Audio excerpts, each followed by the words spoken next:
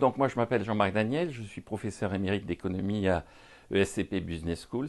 Et donc le thème de mon livre, c'est de reprendre au travers de l'histoire de l'activité économique depuis, alors le titre c'est des chasseurs-cueilleurs aux cyber-travailleurs.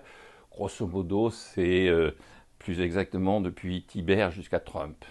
Et donc au travers de ce grand parcours, à la fois géographique et historique, d'identifier les grandes tendances, dont la tendance la plus lourde pour moi, c'est la lutte fiscale et des États prédateurs qui n'arrêtent pas de capter une partie du travail et de la richesse créée par celui que Voltaire appelle l'homme de la charrue, au profit donc de ces États que Voltaire appelle les hommes en froc.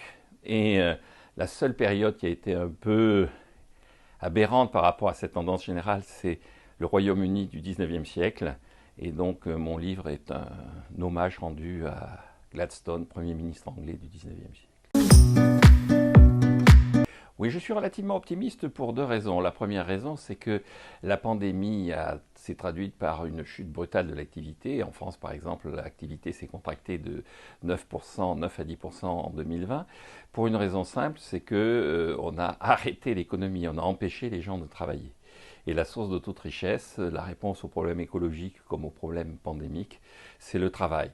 Or, je pense que désormais, quelle que soit l'évolution de la pandémie, on n'empêchera plus les gens de travailler, de regagner leur lieu de travail. Et donc, je pense que ces deux problèmes vont être résolus. Que la mondialisation, non seulement va perdurer, mais elle va avoir tendance plutôt à s'amplifier. Pourquoi? Parce que tout un tas de métiers qui se considéraient comme abrités de toute forme de concurrence, et donc de concurrence internationale, sont rentrés dans le cycle de la concurrence internationale. Avec le télétravail, on a découvert que finalement, les gens qui se rassemblaient, qui à la Défense, qui dans le quartier des affaires de Londres, tous ces gens-là peuvent continuer à faire leur métier, à exercer leur métier depuis Rambouillet, Birmingham, etc. Et donc ce que l'on peut faire depuis Rambouillet pour quelqu'un qui est à Paris, on peut le faire aussi depuis Brazzaville. Et donc je pense que tout un tas d'activités qui sont encore sur notre territoire ont vocation à être exercées par des agents économiques sur d'autres territoires.